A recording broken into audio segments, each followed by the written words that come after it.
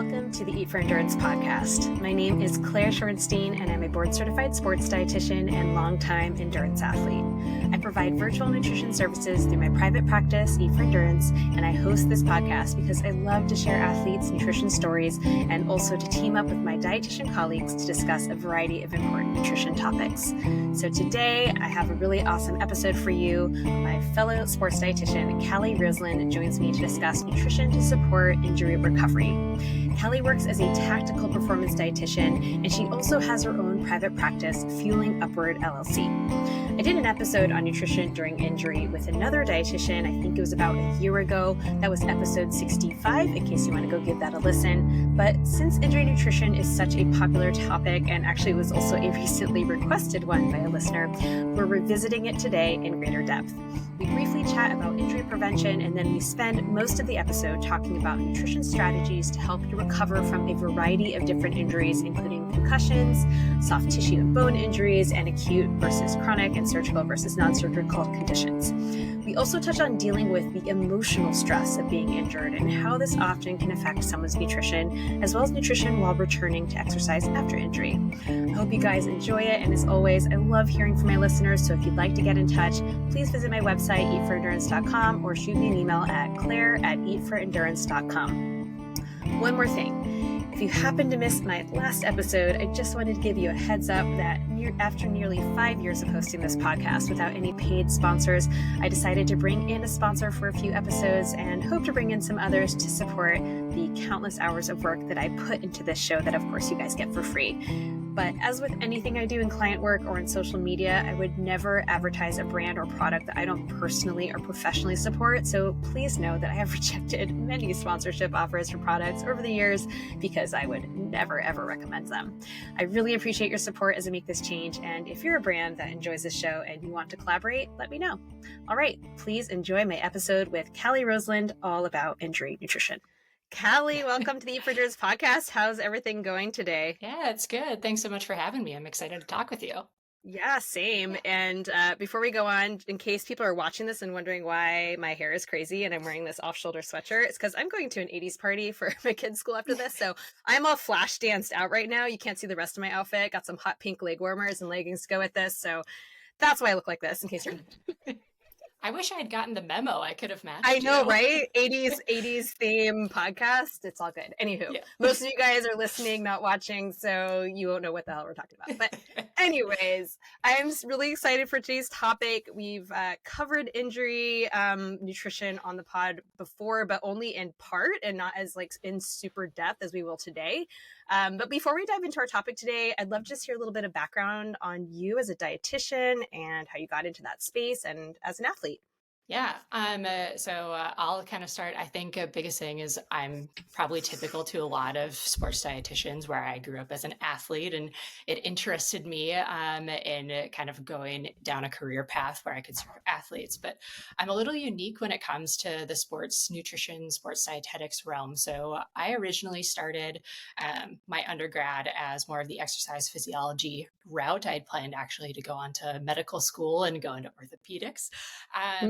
But a little bit with that, I played soccer my entire life, and I did end up going through college. However, my freshman year preseason, I ended up suffering a pretty severe injury and had hip surgery my freshman year. And it really showed me kind of a multidisciplinary approach that sparked my interest in helping college athletes, especially from a nutrition realm, come into play. And that was really where I started looking into grad programs on the dietetics realm. But rather than jumping ship and switching roles, I knew that having kind of that exercise physiology background would be super important to have just that knowledge base as I continued to develop as a professional. So I stayed in my undergrad. Long name, but I actually have a bachelor's of science in biokinetics and human bioenergetics. I never tell people that because it's a mouthful. Yes. But with that, I became an exercise physiologist certified and then went on to grad school where I ended up getting my master's in nutrition, dietetics, and exercise physiology. in that space, I knew that I wanted to be a sports dietitian from the get-go. So as Mhm. soon as I knew that, I started jumping into the sports performance realm, worked in the Division 1 athletics, and then ended up getting the opportunity, which is where I still am now today, but jumped into the tactical performance space. And so I've been a tactical performance dietitian since 2018. I've been working in the military sector. Um, and then decided to start my private practice where I now serve the endurance and kind of mountain athlete space. So Awesome, awesome. And tell everyone where you're located. I'm currently located in Tacoma, Washington. So I'm the great PNW. Nice, nice. And what kinds of sports do you get up to today? Right now, so I am big into running, not only road running and trail running. I am the runner that mixes in the combination of both. Mhm. But my husband and I absolutely love getting into the mountains. So we are your avid hikers, multi-day backpackers. We actually have a goal to get into more mountaineering. Well, I am. I started a couple of years ago getting into more coursework. So he and I are now looking at doing mountain summiting in that aspect. So I Awesome. kind of touch a scope of things. Yeah, I mean, well, you're in such an amazing, I mean, Pacific Northwest is just so gorgeous. And I haven't Mhm. spent enough time out there, but just, I mean, there's so much on the West Coast to explore when you're into those kinds of things. So that's super Yeah, fun. yeah, Uh, there is. We have a goal to look at potentially summiting Mount Rainier this summer. So that's Nice. on our list. Fun. Yeah. Okay. Awesome. Awesome. Well, today's episode, as I said, we're focusing on nutrition for injury recovery. But I think a good place to start is, of course, trying not to get injured in the first place, obviously, right?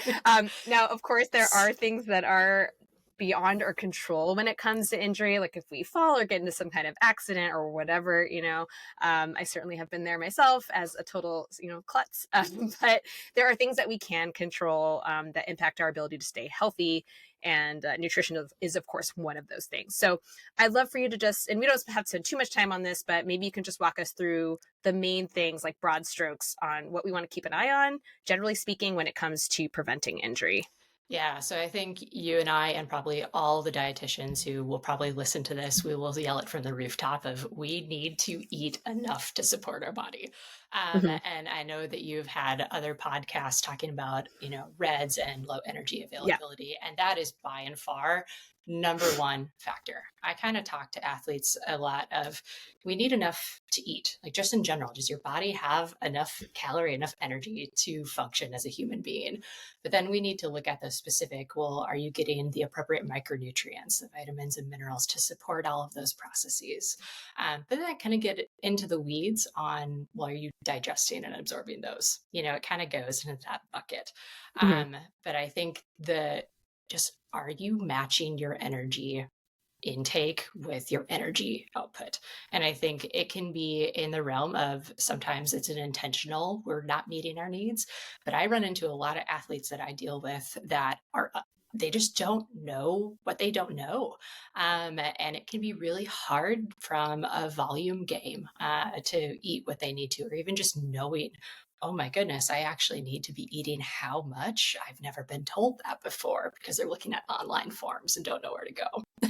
Yeah, and actually, I've asked this of many dietitians, and I'm always curious how people define this because I think so many people struggle, so many clients and just other people, athletes struggle with the idea of like how much is enough when we say eating enough. So how do you make that tangible for people in a way that isn't overwhelming? So I think that's always like a hard thing for people, right?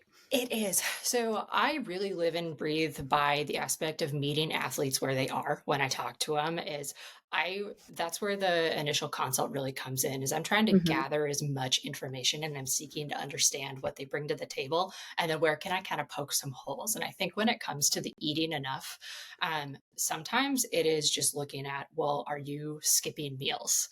Or are Hmm. you skipping a pre-workout nutrition stack? Are you skipping your post-workout recovery? And is it just these little finite details that you're potentially missing?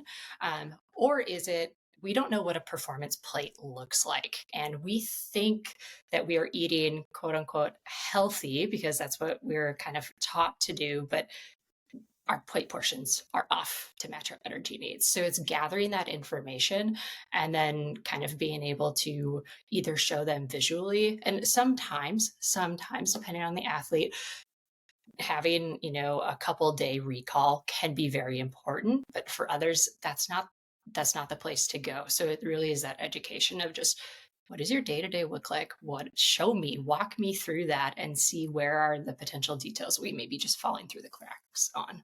Yeah, no, for sure. And I find that some athletes are really resistant to the idea that they're not eating enough because they're just so convinced they are. And then I have to point out, hello, look what you're doing. Look how much stuff you're doing. Like this really, Yes. I know this seems like a lot of food for maybe the average person, and they are eating consistently, but it's literally just not enough. And I think in particular when someone is struggling with like the ability to consume that much volume of food too, it can get tricky. So it's educating on what types of things to eat and how can, maybe don't go for such like a huge volume salad or whatever.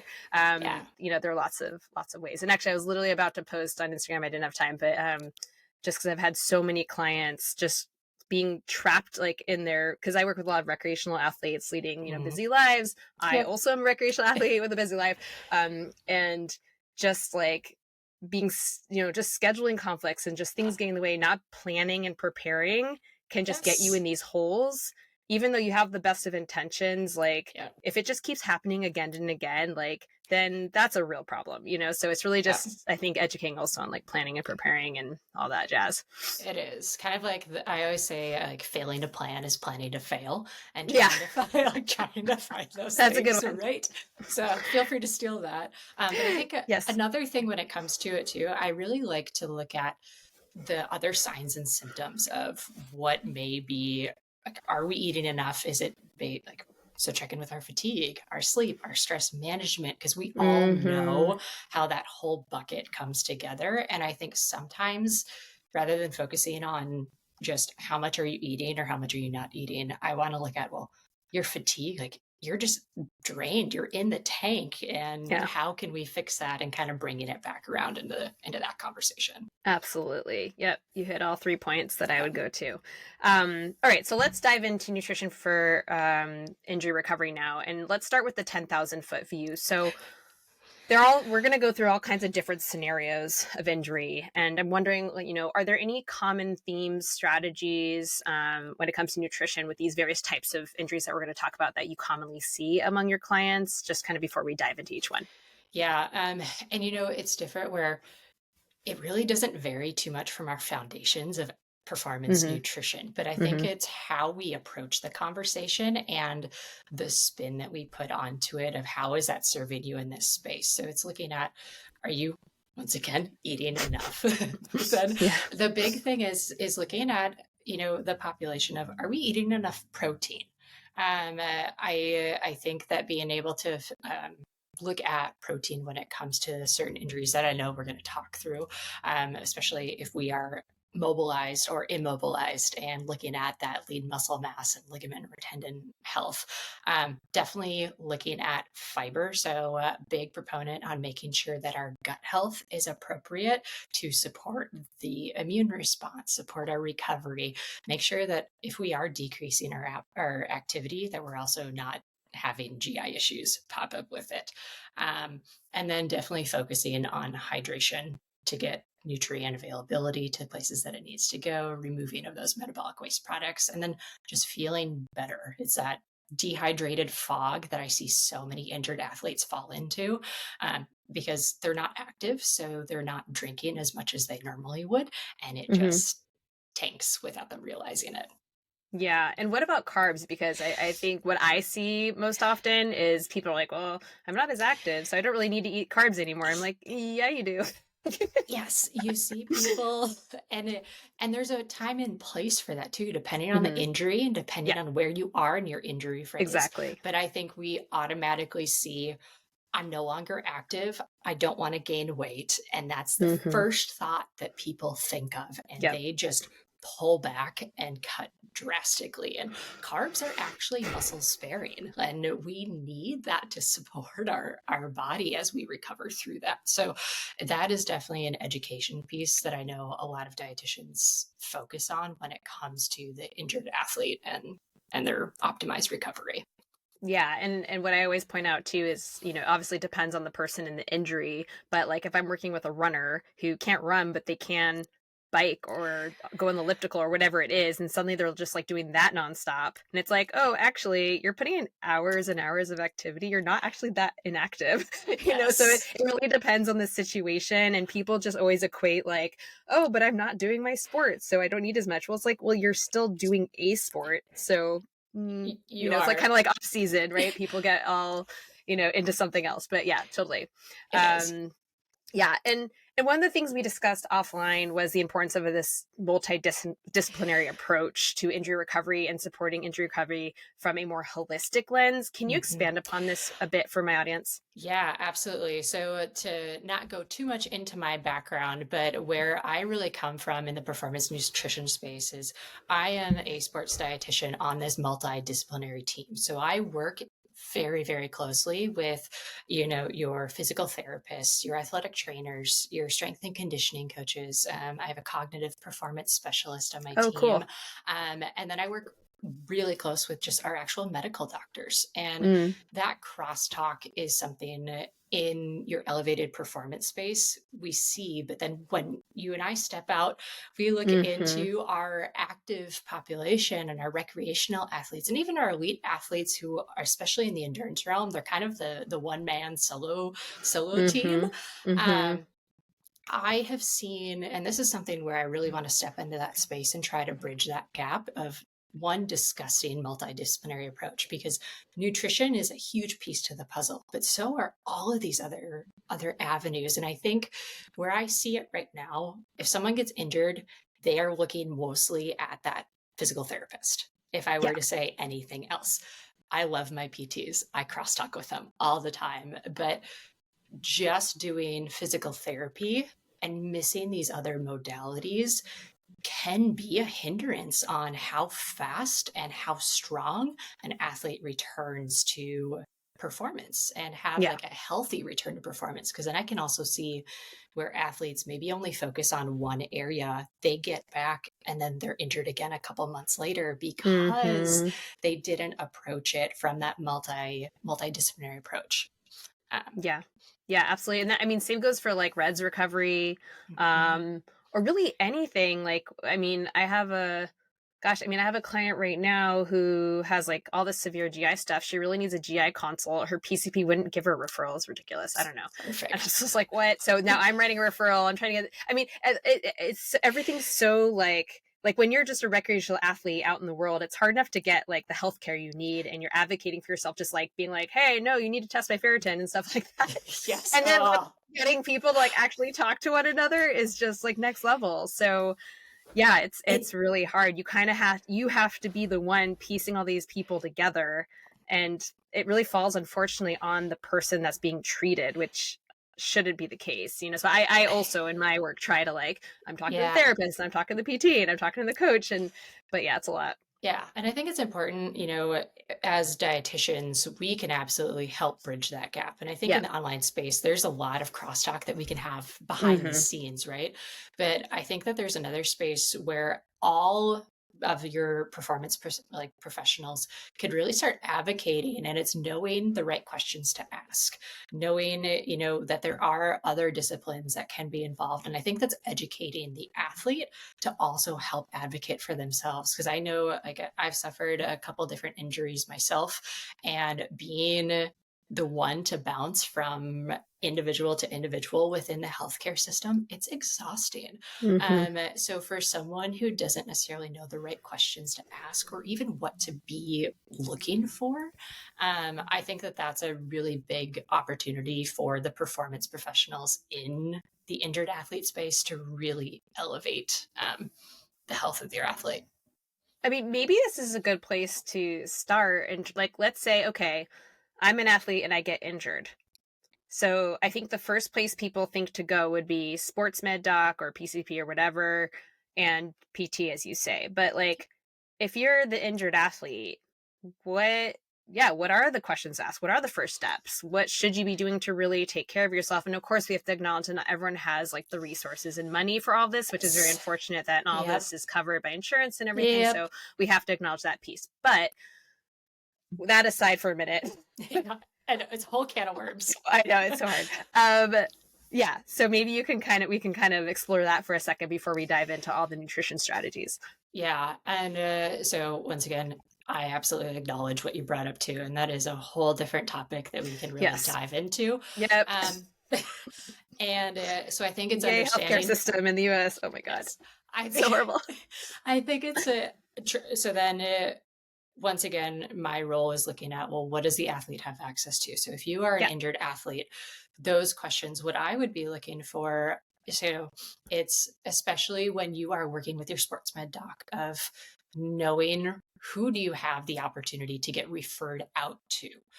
Because so before I became a dietitian, I worked in a sports performance clinic. So I worked once again on a multidisciplinary team and learning the insurance aspect and seeing how athletes could come in and actually rehab back into activity rather than maybe just some standard, oh, you come into the clinic once or twice a week. So I encourage athletes to look into the referral network and see if there's sports performance clinics that do rehabilitation that fit their lifestyle so they can actually return to play in a more timely manner. I think that's one of the biggest things that I would recommend right away. Yeah. Okay. Awesome. Yeah. Because I mean, not everyone even has a sports med doctor. Most people, I have some clients, I can't even get them to get just a general practitioner because it's like so hard to get in with someone or find someone. So like, I acknowledge how challenging the healthcare system is. And especially now, I mean, I think it varies from one place to the next. Like when I lived in New York City, it really was like, we had no challenges finding people. Out here in Santa Cruz, there are so many shortages of doctors and other healthcare practitioners. It's like impossible to get in with people. So I just want to make sure like I acknowledge that. I get how hard it is. So just do your best with this stuff, Yes. And I think that that's probably where a lot of folks are going into the online space, right? Yes. And trying to find people who can do maybe external referrals in that process. And it is a hard space. And I think it's even more frustrating for healthcare providers like ourselves of just, we want to help people and trying to find the avenues to best support them, knowing all of these hurdles that are set in place. Yeah. So, yeah, totally. Yeah. All right. Well, let's dive into the different nutrition strategies for these different types of injuries. And I really my goal with this is just to kind of highlight some differences because not all injuries are created equal. Obviously, there are vast differences in what we do for each type of injury. And we can kind of go over, what are we looking for in terms of just like everyday eating, macronutrients, micronutrients, all that kind of stuff. And then also, what are some supplement considerations or any of these extras that we might want to kind of keep in mind? So if anyone is kind of struggling with any of these things or struggle in the future, although obviously we hope no one gets injured. That's the reality, is that unfortunately many people are injured. These are some things to look out for. Okay, so the first category we have, and we're going to kind of group these together, we have acute versus chronic injuries, and we can also talk about surgical versus non-surgical. So what do you want to highlight in this space? Yeah, so I think they do get lumped in together in a couple of different things. I think as endurance athletes, we are going to be the ones that just kind of like grind it out, is how I describe us, is that we are really stubborn, almost to a fault sometimes, is that, oh, I hurt my ankle or my knee hurts, but I'm not going to go talk to someone for 8 months. Yes, that's me. And my ankle. I'm there. And, as someone who is a healthcare provider and then also an athlete myself, I fight with myself on this all the time. So I know my athletes do too, but it's trying to find what are things that are just that wear and tear that you should maybe kind of pay attention to versus what is something that is just lingering and nagging, and are these potentially going to create kind of like a chain reaction of other things. So like if you sprain your ankle, cool, that's kind of an acute thing. Hmm. Maybe for a couple days, depending on the severity, we may just be looking at making sure we're not skipping meals, having balanced performance plates, watching, making sure we're not adding more fuel to the fire on on our inflammation. But if we don't rest it and we just keep running on it, are we now creating an imbalance that all of a sudden is going to go up that chain? And I see a lot of runners with hip injuries and hip issues. Um, and oftentimes you're more chronic. Um, Sometimes that chronic comes into, hey, you just need to actually reevaluate your running, your strength training, probably work with a performance PT if you have the access to it. But I've Hmm. also seen some folks where it then falls into that surgical category. And we see that shift. And I think that's one of the challenges with some of the chronic injuries, and the chronic overuse are the most common we probably see in this atmosphere, but they Hmm. can develop into something a little bit more. Is that your take on Yeah. that too? Well, number one, it's funny. I'm like, are you talking about me? Because you're talking about an ankle Yeah. thing that's nagging and going on for a long time that turns into a hip thing. I'm like, wait a minute. She's like basically calling me out for my injury last year, right? Who didn't do strength training. I'm like, oh shit, that's me. Yes. I'm the worst. I mean, we're human beings first, okay, guys? We are. We know better, but sometimes, anyways, yeah.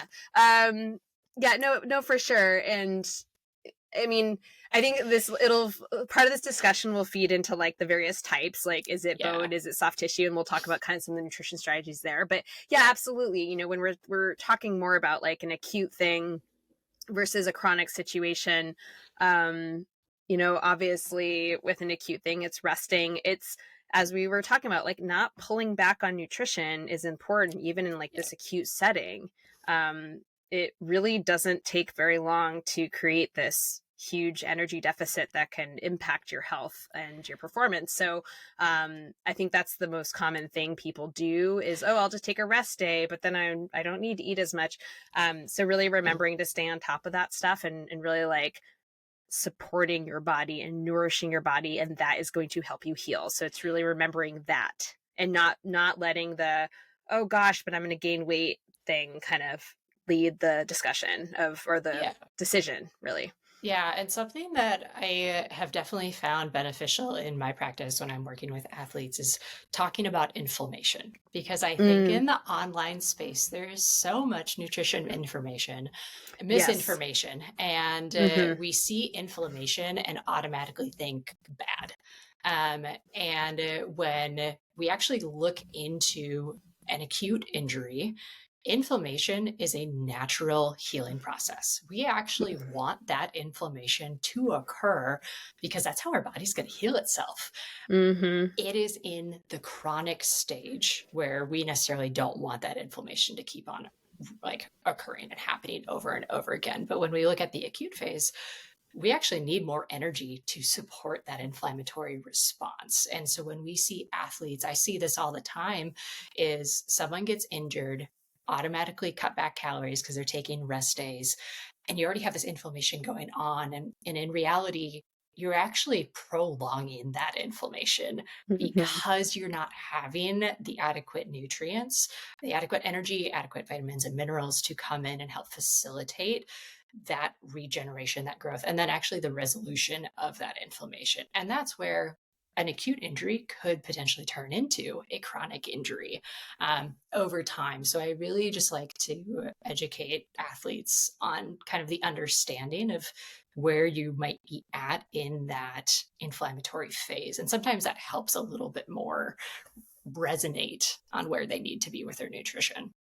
So aside from eating more, and if it makes sense to start jumping into the different kind of specific cases, we can do Yeah. that. But when it, other than eating more, when it comes to kind of the inflammation piece, what else are you specifically recommending? Because, there are things like, we talk about omega-3s or polyphenols, antioxidants, those kinds of things. It's never a bad idea to be including those. Like, that's not going to No. be shutting down the inflammation that we're talking about. But how are you speaking about inflammation in a way that's, allowing, like, really embracing the body, we can call kind of good inflammation in a way, quote, air quotes. Yes. And then also the more chronic kind of bad inflammation, right? Because I think inflammation, that term is thrown around a lot, and also anti-inflammation or anti-inflammatory is thrown around a lot. So how are you kind of talking about inflammation in a way that's helpful to clients? Yeah, and it actually does come back into what type of injury they're having. And I'm going to start off with that surgical versus non-surgical, especially. So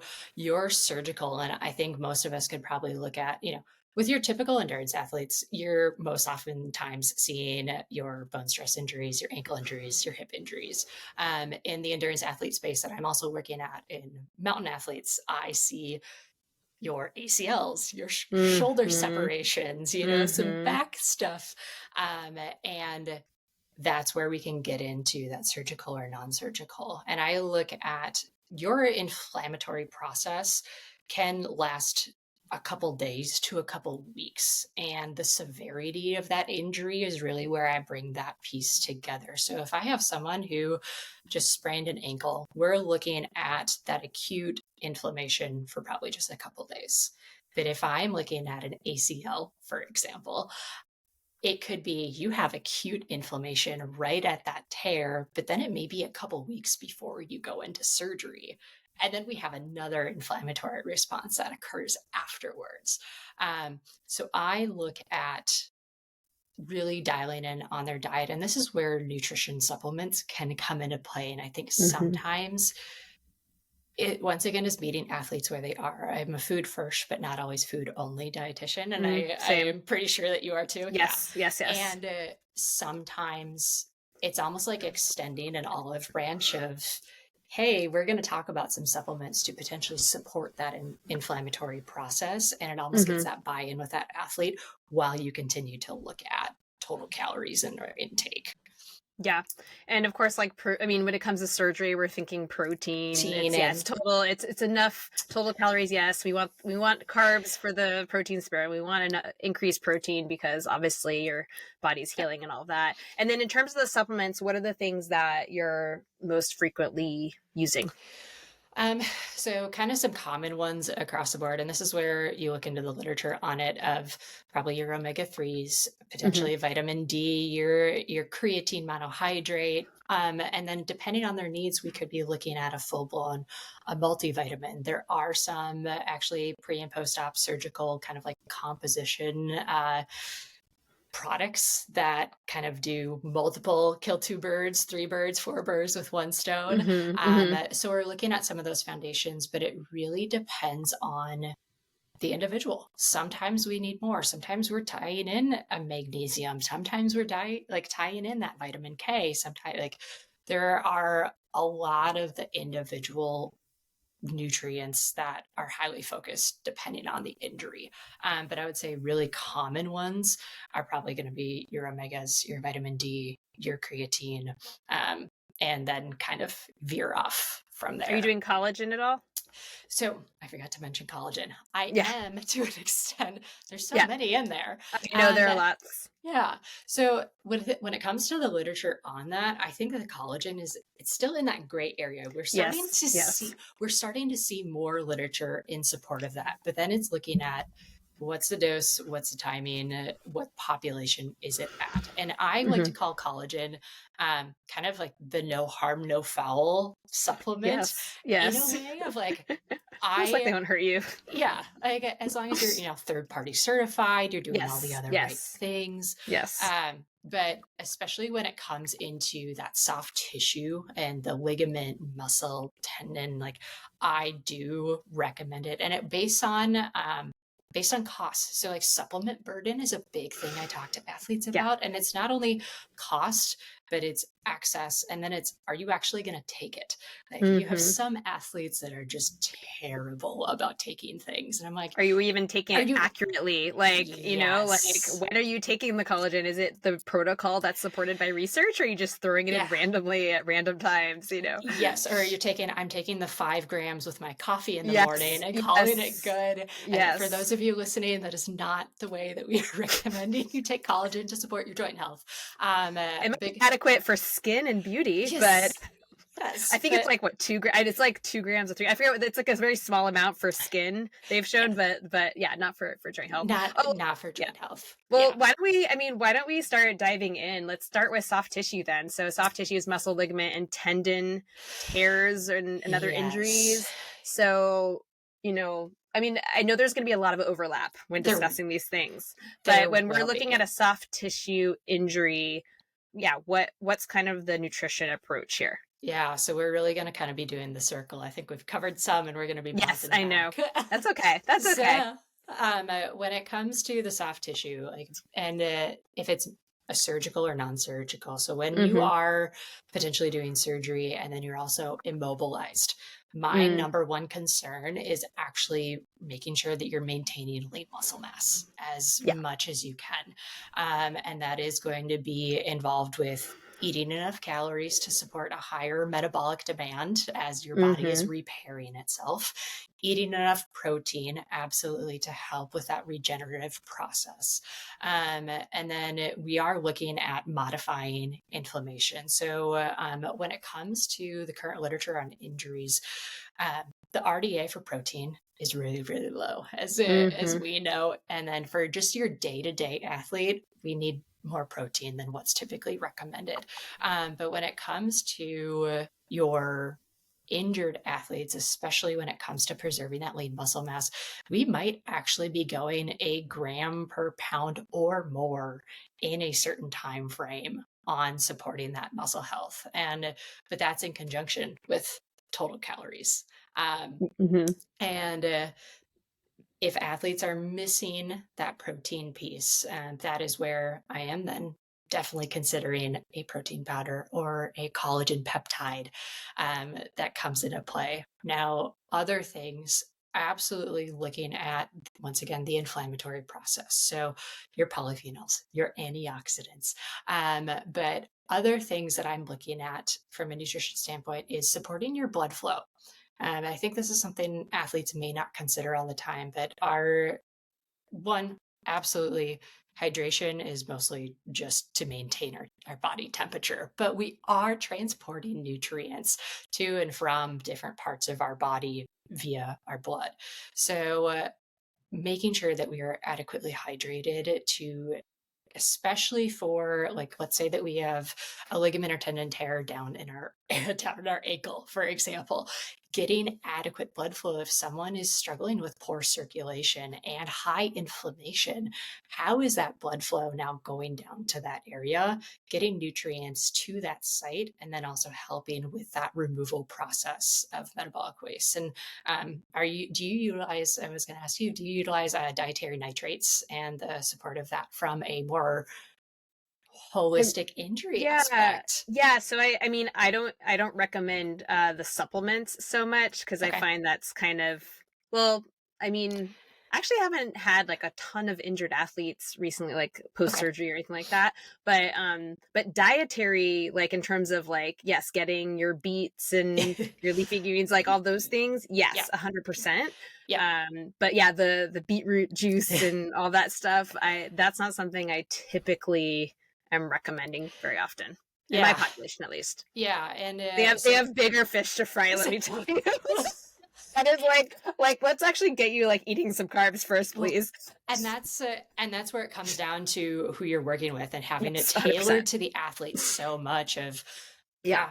yeah, we have these big buckets. Like if you're not hitting your Mhm. Yeah. buckets, this Yeah, is they're not just hitting like, those. this is Yeah, these just are nice to haves, like, we're not there yet, kind of with a this, lot of my yeah, clients. I call it the extra like 1%, or otherwise you're just Mhm. slapping a band-aid on something when in Totally. reality you need Yep. this. Yes. But I do educate absolutely on the dietary nitrate food components to help with that Mhm. vasodilation. Yeah. But if someone, like I do work with a lot of athletes who are pretty dialed in on things, and they're just in an Mm. unfortunate injured Yeah. like injured space. So we're looking at every single piece to Totally. the puzzle. And if they have the funds, if they have the means, potentially looking at, a daily beetroot powder. And I know that Mhm. folks are looking at from the endurance performance aspect. And this is where we can slide into potentially more of that health holistic area. Mhm. But even looking in that space could be important for that soft tissue health. Yeah, no, for sure. And circling back to protein, are you usually recommending like a certain gram per kilogram amount? Like what can you throw out some numbers there just to kind of give people a general sense of like how much protein? Yeah, so kind of your typical day-to-day endurance active individual. I'm looking at kind of that 1.6 to Yeah. 2.2 grams per kilogram. When Mhm. I'm looking at an injured population, though, I am almost trying to have you hit closer to that 1 gram per pound. And like, especially if you are immobilized or immediate post kind of like a major surgery or a Mhm. bigger trauma, I'm trying to hit more of that 2.2 grams per kilogram on average, which Yeah. is hard for a Yes. lot of people. Well, if you're So, like a larger bodied athlete, then it's really challenging. If you're smaller, then it's not as hard. yes. But But yeah, yes. but I think it's meeting athletes where they are. So trying to emphasize and get that higher amount just to Mm. help support that recovery. And I really have shifted away from, because I think you and we've talked about this a lot, of our athletes are concerned about our body composition. They're worried Mm. about putting on that fat mass. And I really like to spin the focus to, I want you to look at your lean muscle mass. How much can we preserve in this time frame? Because the more you preserve your lean muscle mass as you continue in your recovery is going to be faster. You're going to be stronger. You're going to come out on the other side and have Yeah. less of a performance kind of hole to dig yourself out of to get Yeah. you back into that space. And that's really where that protein conversation also comes back into play too. And I kind of educate it in a different light for some Yeah. athletes. And that's also where some of the omega-3 stuff comes in. I mean, this is another place where it's more emerging research. It's not as like strong as say creatine or caffeine or those things, but there's also some research on preserving lean body mass during times of injury. Yeah, So, yeah, potentially. And how I kind of view that too is then I pull back and zoom out a little bit. And I would say a lot of individuals that I work with aren't consuming enough omega-3s to begin with. yep, And same. knowing, so like, if you're training every single day and you have high training load and high training volume, that's where I potentially want you to start utilizing an omega-3 just day to day for that chronic inflammation and the chronic overuse to support your Mhm. body. And once again, it comes down to the individual so Yeah. much on how you utilize that. Yeah. And some of this stuff, I mean, returning to the food first, but not food only thing. Yep. So, we absolutely can, and this is what I do with my clients, and this is honestly what I do with myself, because um I don't eat enough fish to on a consistent weekly basis to meet my needs. I know that. I enjoy fish. Yep. I just don't make it as much. So I do my best with food. And then I know I have a little bit of a gap to fill in. And so I do that with supplementation. And that's exactly like, so with some clients, they're meeting it and they're doing great. And other clients don't eat any fish at all. So we're just kind of assessing what they're doing and then going from there. And, the same with, we mentioned polyphenols. So Hmm. those are just antioxidants and there are lots of different ways to get those in. But, we often think of like those brightly colored fruits and veggies and, things like tart cherry and pomegranate and Yep. black currant. And there are supplements here that you can use, especially like, New Zealand black currant front or whatever, Yep. and other places. But, we also can eat real foods for those things. So Yeah. really starting with foods is always best if you can. Yes. And it doesn't have to be fresh. You can get frozen fruits and Yeah. things, dried fruits and stuff, juices. I always like to remind people. So just Yes. remembering that we do not have to suddenly load a million supplements on you. We can absolutely use food. Food is expensive enough right now as it is. I felt this very deeply yesterday shopping at Costco, and it was just like, oh my God. Yes. um, I was slightly traumatized, but yeah, so I think that's just a good reminder as well. Yeah, absolutely. Should we jump into bone? Yeah, yeah, we can do that too. So, one space that I like to cover that's a little bit non-traditional is looking at gut health and our immune function when it relates to inflammation and bone, bone Awesome. Let's talk about absorption, it. bone Yeah. reabsorption. So, Yeah. there there's so much emerging research on the gut health space, which Mm-hmm. we could Mm-hmm. we know Yeah. that there's Whole a separate lot, topic. whole separate thing. But when it comes to bone health, we absolutely need to make sure we're eating enough calories. So once again, the calories, the adequate protein. I Yep. think most people really focus on calcium and vitamin D. I seem to just hear calcium, vitamin D, and I think that's from just being bombarded our entire Yes. lives of drink your milk and like Yes. the got milk Yes. Yes. campaigns, Yes. Yes. Totally. um, which are really important. But there are other nutrients that are needed when it comes to that bone health space. And they're starting to see some more research on inflammation acting on how well that bone matrix is actually going to start rebuilding itself too. So for those athletes who are in the space to dive into more of the gut health, I really do focus in on adequate fiber, and we're looking at supporting the digestion. Once again, it goes back to, well, then we can adequately absorb and digest things how we're Mm-hmm. supposed to. Mm-hmm. um, couple things that I like to bring up about bone health. So, living in the Pacific Northwest, even in our summer, we do not get great sunshine. Like we do get sunshine, I love it, but it's so short that Mm-hmm. I actually, for me personally, this is based on lab work. I take a vitamin D supplement throughout my summer, and then I change it based on the winter.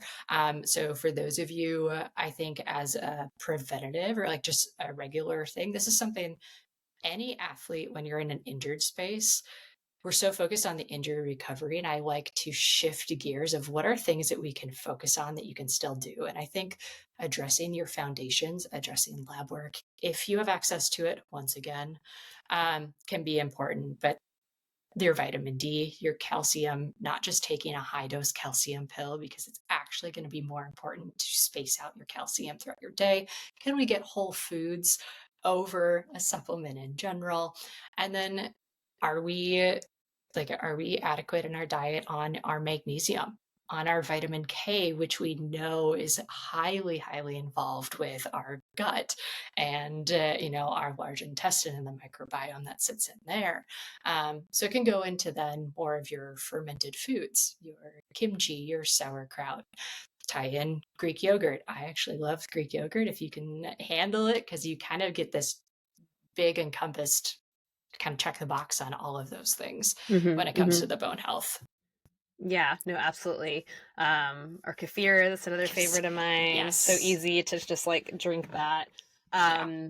And what was I had a thought and then I totally lost. Oh, I know.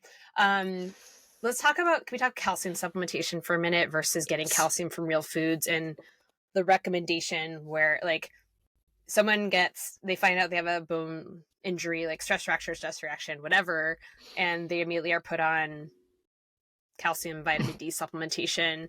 And so you talked about spacing across the day. Can we kind of double click on that a little bit and go into that a little bit more?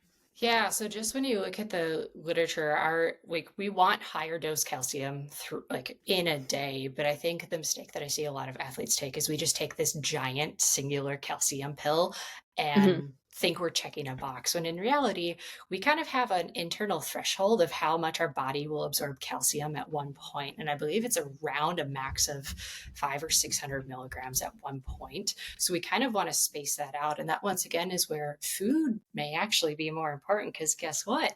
We can space out, 3 basic meals plus 1 or 2 snacks in a day, and we can incorporate a dairy product if you're consuming dairy, or we can focus on those dark leafy greens that are going to give us calcium in that aspect, and space that out more. And that's going to allow your body to utilize that calcium better if you space it out.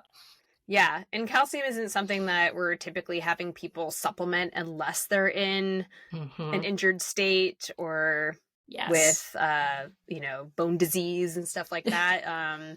I actually haven't seen the latest literature on this, but it was probably a while ago that I was reading a study about it's more effective to get calcium from food than, say, supplementation, which I believe is still the case. I believe it's still the case. It's kind of, Yep, that's what I'm tracking as well. So, yeah. Okay, awesome. Anything else you want to say about bone injuries and nutrition to kind of support recovery of that? Not off the top of my head that I can think of. Awesome. Okay. Today's episode is sponsored by Currans, a capsule-based supplement made from New Zealand black currants. It's Informed Sport certified and backed by over 50 published research studies, and I mention that because I wouldn't collaborate with a supplement that wasn't third-party tested or supported by science.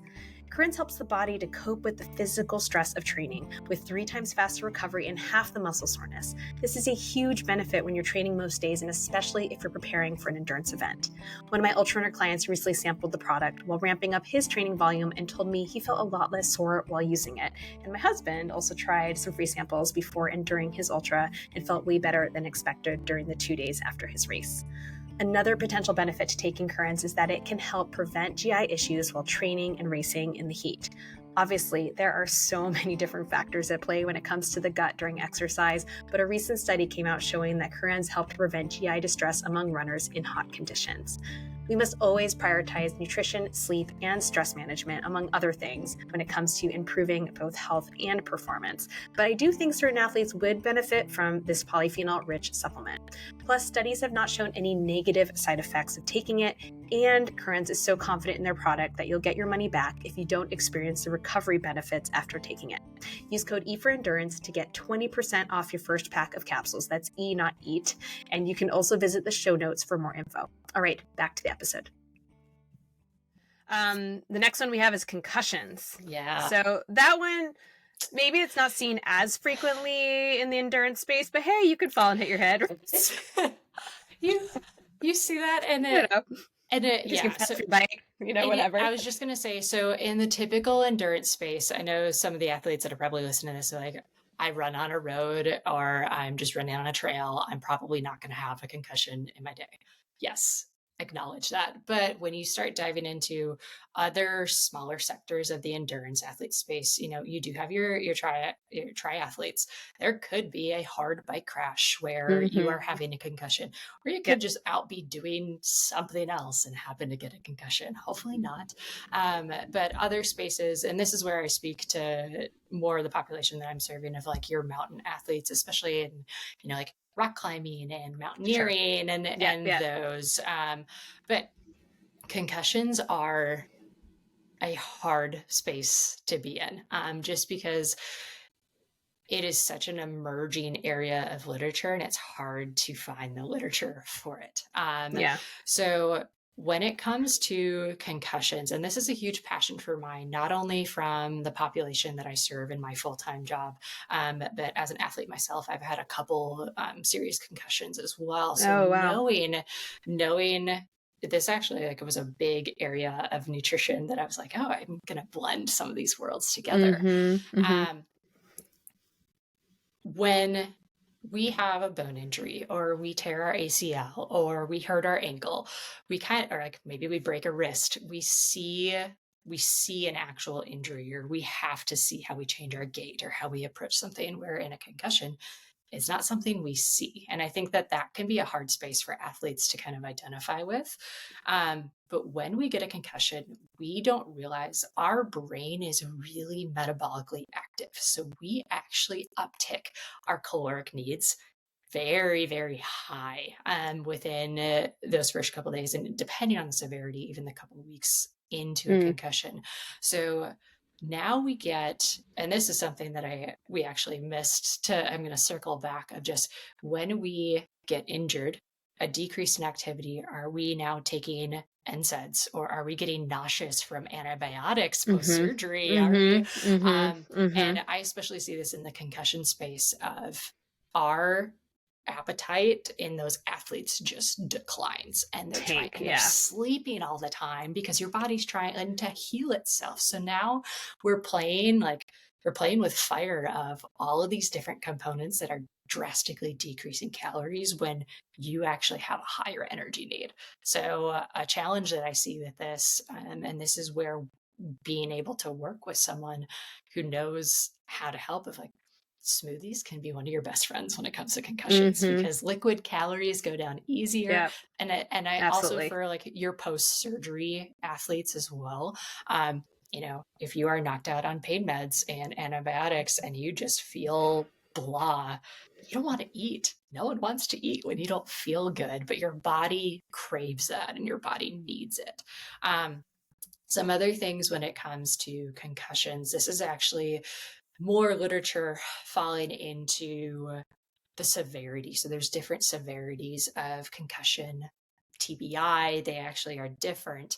But this is where inflammation we actually want to try to halt as fast as we can. Where in some of the other injuries that we've discussed, we might want that inflammation to occur a little bit. Like, for example, if I have someone who went in for a surgery, I'm telling them to eat an antioxidant rich diet, but I may not high dose supplement or tell them to supplement if that's an option they choose with an anti-inflammatory, like an omega or something there.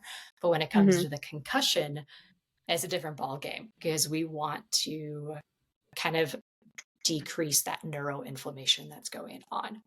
We also see some upcoming literature.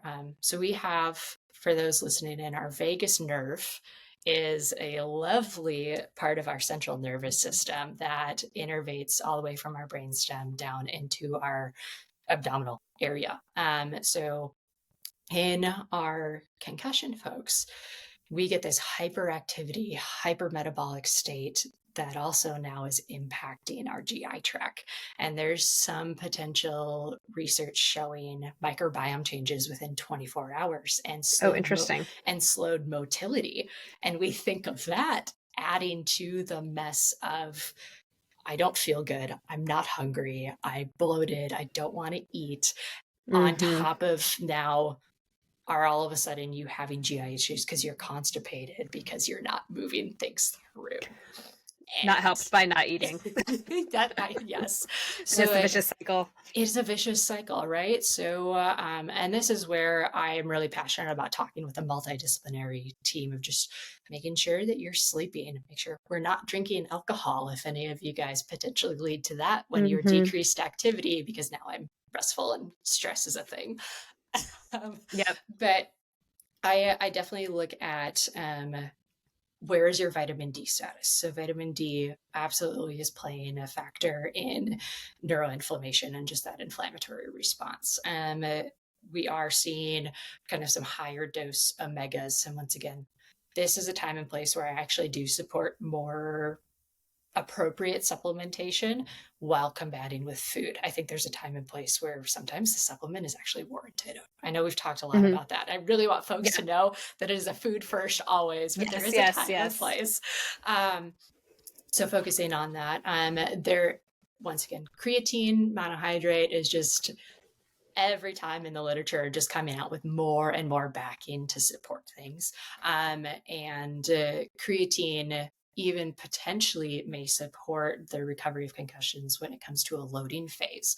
So normally we don't need to load creatine now. We're just like, hey, take it daily. But post-concussion, it may be warranted to consider that in an appropriate dose. And then going back to, are we looking at, zinc? Are we trying to get in natural curcumin or turmeric?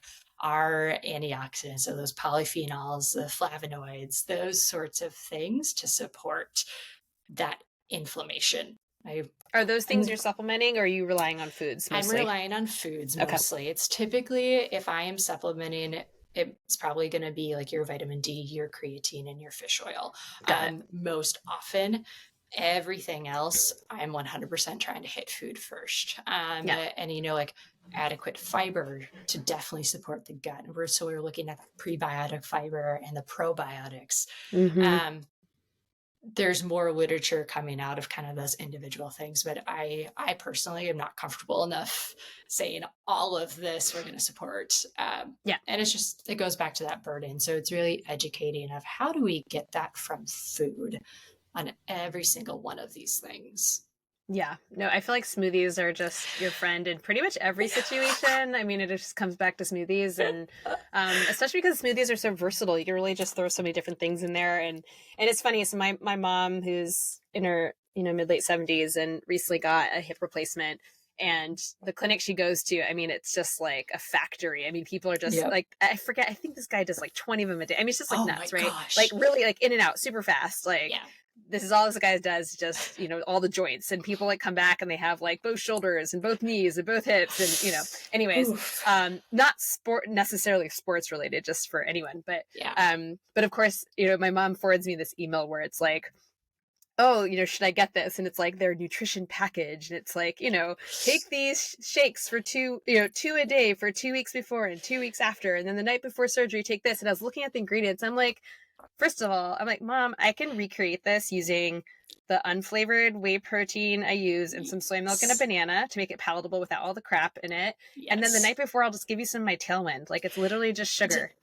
Yes. Well, you don't pay like $300 whatever for this, whatever nutrition package. And so, and so my mom did. And I was like, also, you could just eat food. You could do that.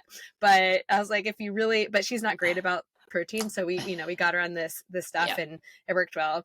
My mom's like, you should start marketing to like old people. I'm like, yeah, no, it's not my target audience, thanks. Yes. But it's funny, it's just I mean, there's so much marketing surrounding all this like pre and post surgery stuff, especially with protein drinks. There is, and like it's funny. We could even go. There is literature now supporting a little bit more of that perioperative nutrition because I think there's such an emphasis on post-op nutrition, which 1000% is very, very important. But I kind of look at it, especially for athletes, if I catch them before they go into surgery, I'm going, how you normally train up for like throughout your regular season to then go into the playoffs and like your final event. I was like, that is your surgery date. I was like, we need you to make sure that your body is prepped the best that it can be going into this high stress environment. And and that's something that I just don't think is well talked about in any of the performance space, and especially in the endurance athlete space. I don't think I've come across a single athlete who has ever once thought about, oh, I should probably make sure that I'm eating appropriately going into something like that. Well, and that kind of falls in the bucket of like a lot of reactive nutrition versus preventative. And just every day, I mean, how often, like once in a blue moon, I get a client that's like, I feel great, but I just really want to make sure I'm crushing it. I mean, more often we get the people who've had like a million injuries and like their gut is like a disaster and all the things because they can't figure it out on their own. And they're just like, help, they had like a total bad, like those are the people we get. It's always reactive. People aren't thinking often about nutrition as like, oh, I just don't want to go there. No, it's like, it's the tip of the iceberg. Every athlete that probably like 95% of the athletes we work with is, we love you guys. Those of you listening, we do. Yes, we really do. You hit your tip of the iceberg and it's like this reality check of, oh, I can't do this anymore. I should probably find this out. And I think, maybe this will start the conversation piece for athletes to start thinking of that as preventative. And I think this is, let's talk about, we talked about kind of all these different things. And I think now it's like, how do we put all this into practice? Because we've identified there are a lot of challenges, whether it's like, the emotional stress of injury, it's worrying about weight gain, it's pulling back on the nutrition, it's, the loss of doing something that you love, and not being able to do your sport and just trying to redirect the energy. It's just, there's so much kind of going on, kind of grieving in that sense. Mhm. That we're trying to manage while, and then also just the physical lack of desire to eat in many cases. So, I know we talked about some nutrition strategies like the smoothie, or, we can talk, or just finding other palatable things. But maybe we can touch on really just like the emotional side of things and how Yeah. to handle that. Because I know that I definitely am always encouraging, and this is where it's like preventative versus reactive. Like, I'm always encouraging people to not let sport be their only outlet and to really Mhm. try to cultivate other hobbies. And I know that's a luxury in a way. It's like, oh, well, I barely have time for this, right? But I mean, are there other things you enjoy doing, at least identifying them that you can turn to? Because not everyone goes there. But I'm curious what you have to say about kind of managing the emotional stress, the grieving of injury. Yeah, that identity piece is so challenging. Yeah. And not only working with athletes at the provider side, and then like also from own personal experience, like dealing with injuries, you don't realize how much you may potentially throw yourself into something until it's not there. And you're like, Yeah. well, what do I do? Um, and that is where, one, it can come back to who's in your space. Definitely relying on a supportive community. From friends and family, trying to find and redirect that energy somewhere else. I always really challenge my athletes to actually do kind of like oh my gosh, I'm blanking on the word, but kind of writing down things that they are grateful for, kind of like a gratitude Mm-hmm, aspect, mm-hmm, and mm-hmm. also still focusing of like, what can you do? Yeah. Rather than, I can't do this anymore. I always challenge athletes to take a step back, kind of take a breath, be like, well, I can't do this, and that really sucks. But what can I still do? I know that you mentioned we'll have this of maybe you can't run, but are you biking now, or are you swimming, or what other activities, if you're able to do activities, can you kind of fall into? But I also really challenge it, depending on where the athlete is, of like, we don't know what's going to happen. Are you like, that identity piece is so ingrained into your sport, finding other passions and how I educate that. And I've been very grateful for the professionals I've worked with in the multidisciplinary approach of working with like a cognitive performance specialist. I have gleaned Mm-hmm. so much information and questions off of them. That's awesome. But it's redirecting, well, once again, what can we focus on? And this is where, from a nutrition aspect, I look at, can we poke holes and fill in gaps of like your day to day before you got injured? What were things that were potentially missing or potentially hard for you that we can now throw that energy into as you recover, as your recovery process? So it helps them kind of like pull that identity piece still into being an athlete, but feeling productive. I think that's something that all of us as endurance athletes probably struggle with. Like, Yeah. we just want to be moving, we want to be doing things, Yes. we're goal Yes. setters, we just feel like we need to be climbing the next mountain or have the next race. So I really challenge athletes to do gratitude and to find other goals that may not be performance based, just so they have that mental attitude towards things. Yeah, I love that. And yeah, I think it's, as I said, like if there are other outlets, like if you normally wouldn't have time to be creative in some way, like Mm. now you have time to do something. If you can walk instead of run or bike or whatever it is that you're doing, or be in nature in some other way. If like you love being out in nature and you no longer can go the distances you used to, can you get out into nature in a different way? So it obviously is not the same, and we're not seeing that. You're not going to Mhm. feel the same way, but there are other ways to at least get involved and be out there. I mean, obviously in severe cases where you're totally immobilized, that's a different scenario, Yeah. but yeah. um, let's talk now, like let's close this out with re-entry into training, um, and what to consider. So any nutritional considerations or just other considerations when you are still, recovering from that injury and easing back into the, return to play space, what are we thinking about?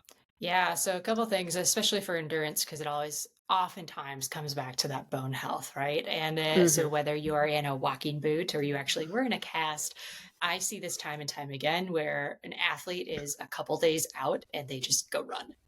And and I am going, okay, one, we want to potentially make sure that that was cleared by whoever you're working with, because it's just going 0 to 100 again Yes, may yes. land you back in a boot. um but it is training appropriately, and that's where, especially for me, background in exercise physiology, I tend to have conversations more with my athletes of, are you working with the appropriate team to make sure that you are returning returning to play, returning to your training in a step approach manner, and not just going here to here. And what that looks like when it comes to nutrition, I also see a lot of people swing the pendulum, and it's like, I was really focused on these nutrients for my injury recovery. I am no longer injured, or I'm cleared to run, and they drop everything. and Yeah. and I I look at this and I always talk about, okay, rather than swinging the pendulum from point A to point B, do we have like an A.5? Like, do we have a middle ground? Like, whatever term you Point want to five. use. I don't know. I like that. I threw that out there. I'm like, what do we have in that middle ground where, I get it, we may not need to be super focused on what you did for these first 2 weeks post injury, and then we look at the 4 weeks, because there is a step for me of, depending on your injury severity, do we look at high calorie needs for a couple days up to a couple weeks, and then if you're in a recovery phase still, then we adjust here, but then you pick back up. I think knowing, especially when it comes to supplements, I think this is where I see a lot of athletes just still continue to take everything all the time, all the way through.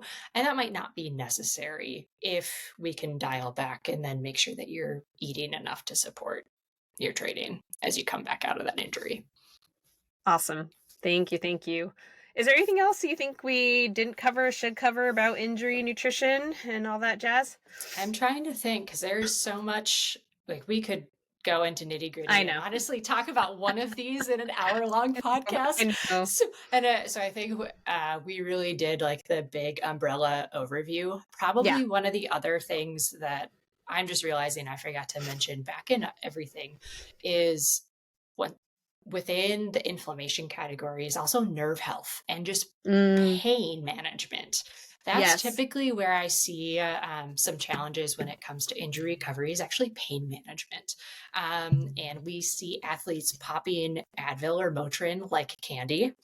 Hmm. Folks, please don't pop that like candy. Where it's we like, there is a time and a place potentially, but I do want to try to like zoom out from there, because we know that it can be harmful to liver, it can be harmful to our gut, it can be Gut. harmful. Yep. Yeah, and I just so um, that is where that food first philosophy is really going to come into play of, are we eating enough? Are we eating enough fiber? Are we spacing our meals out so we're managing blood sugar, right? So looking at that blood sugar management, do we have the nutrients to support, our magnesium, our B vitamins?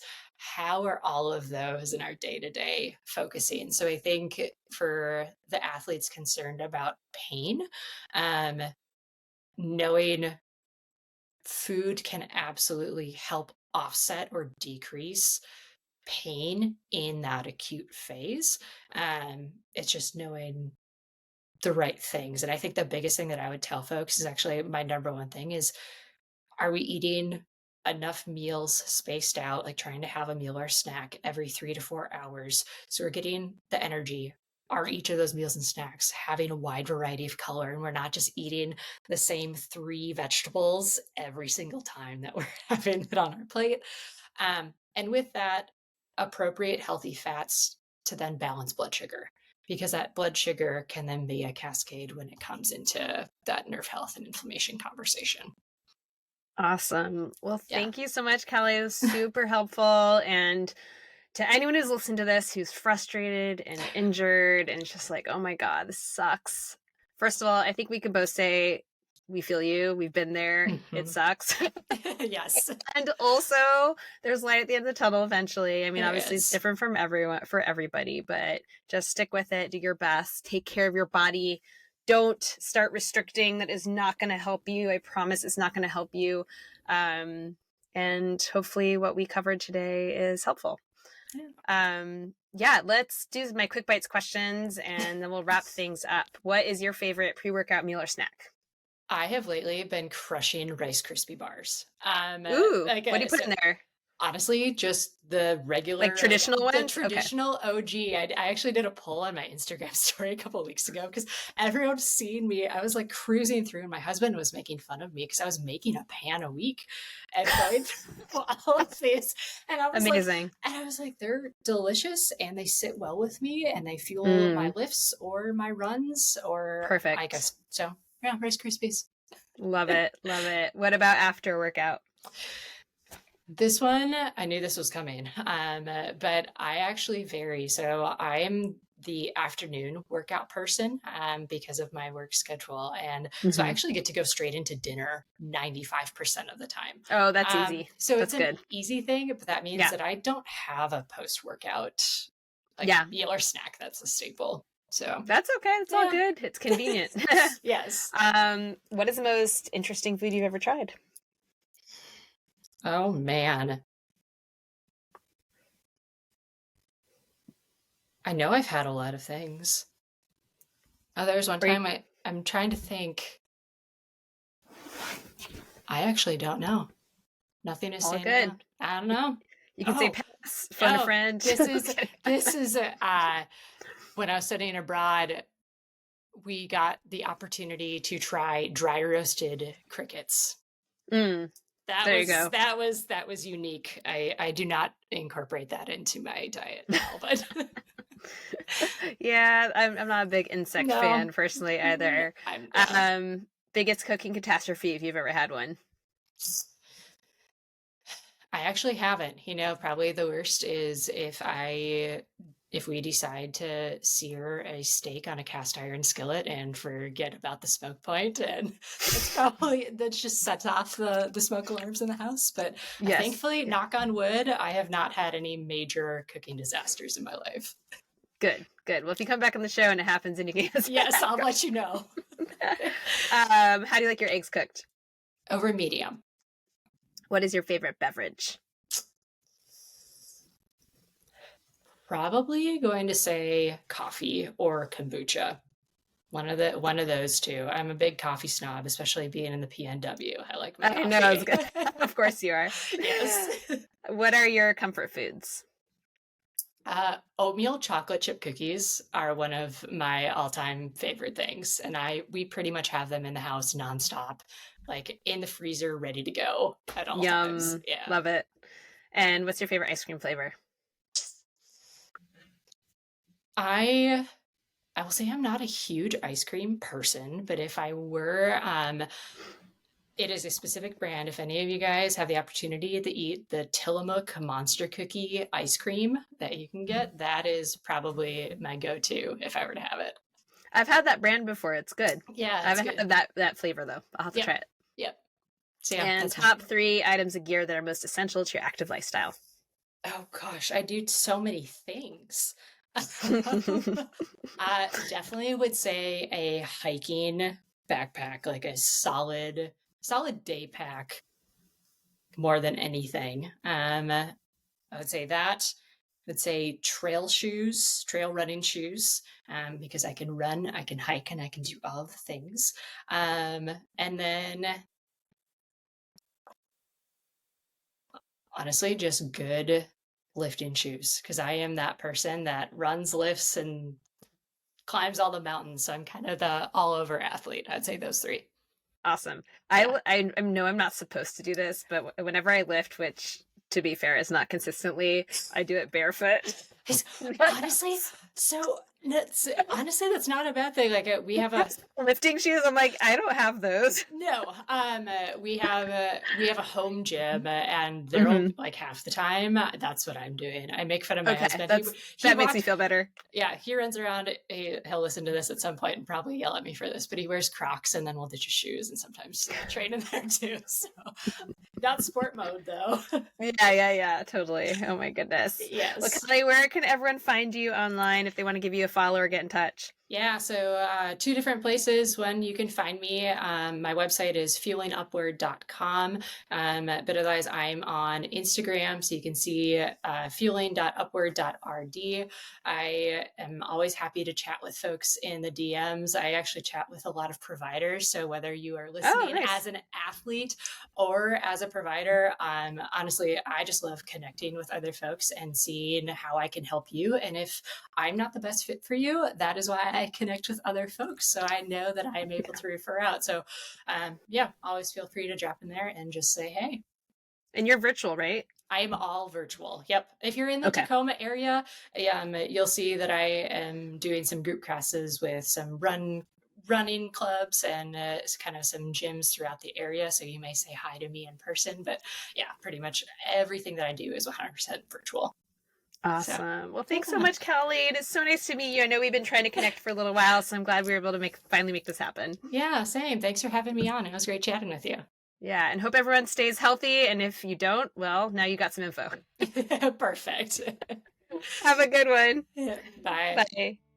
All right, and that's our show for today. I hope you all enjoyed my discussion with Callie all about injury nutrition for recovery. And if you did, please make sure you hit follow or subscribe wherever you enjoy your shows. And if you have a minute, I would be so grateful if you could also rate and review my show if you haven't already done so. It should be quick, and it's such a great way to help support my show.